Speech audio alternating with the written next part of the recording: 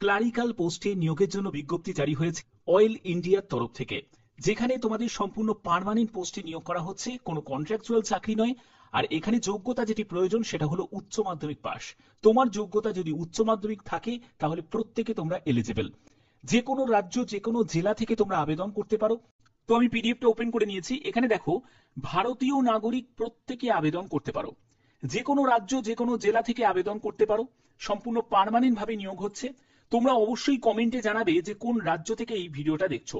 যারা ওয়েস্ট বেঙ্গল থেকে তারা WB টাইপ করবে, যারা ত্রিপুরা থেকে তারা TRP টাইপ করবে, যারা আসাম থেকে দেখছো তারা ASM টাইপ করবে, এবং যারা ঝাড়খণ্ড থেকে দেখছো তারা JKD টাইপ করবে। এছাড়া যদি অন্য কোনো রাজ্য থেকে দেখে থাকো তাহলে অবশ্যই তোমার রাজ্যের নাম কমেন্টে জানাবে। এখানে যে পোস্টে নিয়োগটি করা হচ্ছে জুনিয়র অফিস অ্যাসিস্ট্যান্ট, এই পোস্টটা সম্পূর্ণ একটি ক্লারিক্যাল বেস জব, ঠিক আছে। এসেনশিয়াল কোয়ালিফিকেশন তোমরা দেখতেই পাচ্ছ, উচ্চ মাধ্যমিক পাস। যে কোনো শাখায় তুমি যদি উচ্চ মাধ্যমিক পাস করে থাকো তাহলেই তোমরা এলিজিবল আছো। এবং এখানে ডিপ্লোমা বা সার্টিফিকেট যে কোনো একটি 6 মাসের একদম বেসিক লেভেলের তোমাদের কম্পিউটার সার্টিফিকেটের প্রয়োজন আছে। কম্পিউটার অ্যাপ্লিকেশন অর্থাৎ বেসিক কম্পিউটার নলেজ তোমাদের থাকতে হবে, ঠিক আছে। সার্টিফিকেট হলেও হবে বা ডিপ্লোমা হলেও হবে, মানে 6 মাসের সাধারণত সার্টিফিকেটই হয়, ডিপ্লোমা হয় না, ডিপ্লোমা 1 বছর লাগে। তবে এখানে বলেই দিয়েছে 6 মাসের ডিউরেশনে। তোমাদের এখানে আবেদন কিভাবে করবে, কি কি ক্রাইটেরিয়া আর কি কি থাকছে সবকিছু ডিটেলসে বলবো। কোনো রকম অভিজ্ঞতার কিন্তু প্রয়োজন নেই, কোনো এক্সপিরিয়েন্স এখানে লাগছে না। সম্পূর্ণ তোমরা প্রত্যেকে আবেদন করতে পারো, যারা যারা ফ্রেশার্স ক্যান্ডিডেট প্রত্যেকে এখানে এলিজিবল আছো।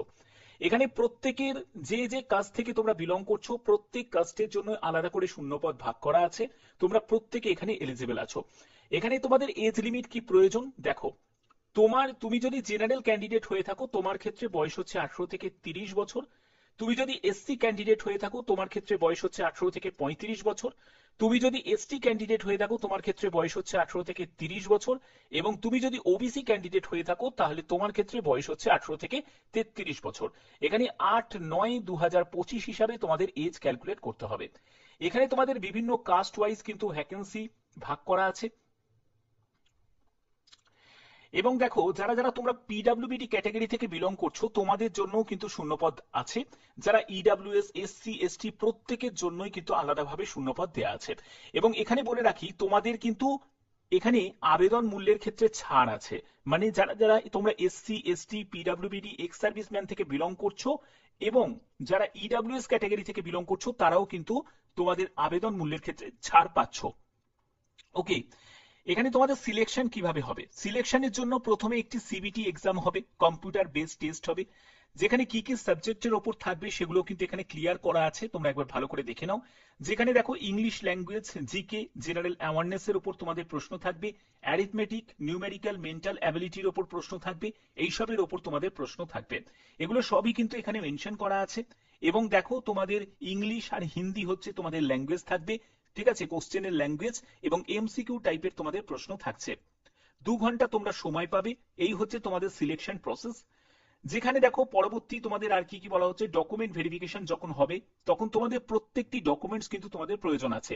কি কি ডকুমেন্টস লাগছে দেখো, মাধ্যমিকের পুরো সার্টিফিকেট থেকে শুরু করে মার্কশিট, উচ্চ মাধ্যমিকের সার্টিফিকেট, মার্কশিট, এগুলো লাগবে। কম্পিউটার অ্যাপ্লিকেশনে তোমাদের 6 মাসের একটা সার্টিফিকেট সেটা কিন্তু প্রয়োজন আছে। এসসি এসটি থেকে যদি বিলং করে থাকো তার কাস্ট সার্টিফিকেট তোমাদের লাগছে। যারা পিডব্লিউবিডি ক্যাটাগরি থেকে তো পিডব্লিউবিডি সেই ডিসেবিলিটি সার্টিফিকেট সেটাও লাগছে। ইডব্লিউএস থেকে যদি বিলং করে থাকো সেই ইডব্লিউএস এর ইনকাম এন্ড অ্যাসেট সার্টিফিকেট লাগছে। এই সব সার্টিফিকেট গুলো কিন্তু তোমাদের প্রয়োজন আছে, ঠিক আছে। এখানে আর কি কি বলা হয়েছে দেখো, জেনারেল ইনস্ট্রাকশনে তোমরা দেখতেই পাচ্ছ ভারতীয় নাগরিক প্রত্যেকে তোমরা এখানে এলিজিবল আছো। যে কোনো রাজ্য থেকে যে কোনো জেলা থেকে তোমরা আবেদন করতে পারো, সম্পূর্ণ পার্মানেন্ট ভাবে যেহেতু নিয়োগটা করা হচ্ছে। তো এটা কিন্তু প্রত্যেকের জন্য দারুণ একটি সুযোগ। ওকে, এবং দেখো তোমাদের আবেদন করার জন্য অফিসিয়াল সাইটে ভিজিট করেই আবেদন করতে হবে। আবেদন করতে গেলে একটি ভ্যালিড মেল আইডি এবং তোমাকে মোবাইল নাম্বার অবশ্যই তোমাকে এন্টার করতে হবে। কোনো রং ইনফরমেশন দিয়ে কিন্তু আবেদন করবে না, তাহলে সেই আবেদন কিন্তু রিজেক্ট হয়ে যাবে। এখানে তোমাদের যে বলা হচ্ছে যে candidates will be required to carry their valid photo ID proof, যেখানে প্যান কার্ড হতে পারে, ড্রাইভিং লাইসেন্স হতে পারে, ভোটার কার্ড হতে পারে, আধার কার্ড হতে পারে বা পাসপোর্ট হতে পারে। যখন তুমি সিবিটি এক্সাম দিতে যাবে তখন কিন্তু এটার প্রয়োজন আছে, যে কোনো একটি, ঠিক আছে। তো এগুলো কিন্তু তোমাদের এখানে ফলো করতে হবে। এবং আবেদন করার জন্য অফিসিয়াল সাইট, এটাই হলো অফিসিয়াল সাইট, সেখানে তোমরা রেজাল্টও চেক করতে পারবে যারা যারা সিলেক্টেড হবে, এবং তোমরা আবেদন করার জন্য তোমাদের অফিসিয়াল সাইটেই তোমাদের ভিজিট করতে হবে।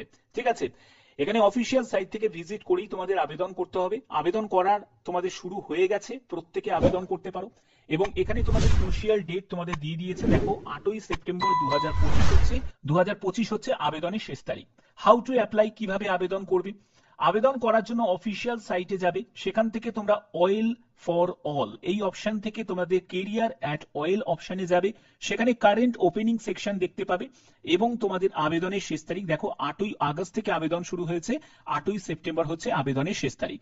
সেখানে তোমাদের user ID, user name, applicant যে যে আবেদন করছে সেখানে একটা পাসওয়ার্ড তোমাকে ক্রিয়েট করতে হবে, সেগুলো দিয়েই তোমাদের আবেদন করতে হবে। আবেদন মূল্য কত টাকা লাগছে? 200 টাকা আবেদন মূল্য লাগছে। যারা জেনারেল ওবিসি ক্যান্ডিডেট তাদেরকে দিতে হবে, কিন্তু তুমি যদি এসসি এসটি ক্যান্ডিডেট হয়ে থাকো, ইডব্লিউএস দেরও কিন্তু এখানে ছাড় দেওয়া হয়েছে। যারা পিডব্লিউবিডি থেকে বিলং করছো, এক্স সার্ভিসম্যান থেকে বিলং করছো, তাদের কোনো আবেদন মূল্য লাগছে না। ঠিক আছে, খুব ভালো একটি সুযোগ, অবশ্যই এই সুযোগটাকে প্রত্যেকে কাজে লাগাও। যদি তোমাদের আবেদন করতে গিয়ে কোনো কোয়ারিজ থাকে তাহলে অবশ্যই এই নাম্বারে তোমরা কল করে জেনে নিতে পারো। এছাড়া তোমরা যদি ফর্ম ফিল আপ রিলেটেড যদি ভিডিও চাও তাহলে অবশ্যই কিন্তু প্রত্যেকে কমেন্টে জানাবে। যদি ম্যাক্সিমাম কমেন্ট আসে যে স্যার ফর্ম ফিল আপটা একটু দেখিয়ে দিন, তাহলে অবশ্যই আমি ফর্ম ফিল আপ রিলেটেড আলাদা করে তোমাদের ভিডিও দেব। তো এখানে দেখো যে তোমাদের এখানে ভ্যাকেন্সি কতটি আছে, ভ্যাকেন্সি হচ্ছে 10টি মতো তোমাদের ভ্যাকেন্সি আছে। এবং এখানে ভ্যাকেন্সি কম, কিন্তু সব থেকে গুরুত্বপূর্ণ বিষয় যেহেতু পার্মানেন্ট ভাবে নিয়োগ করা হচ্ছে, তো এখানে আমি তো বলবো প্রত্যেকে আবেদন করো, এবং আবেদন মূল্য খুব একটা বেশি লাগছে না। তো সেক্ষেত্রে এটা কিন্তু প্রত্যেকের জন্য একটা বড় সুযোগ, এই সুযোগটাকে প্রত্যেকের কিন্তু কাজে লাগানোটা দরকার।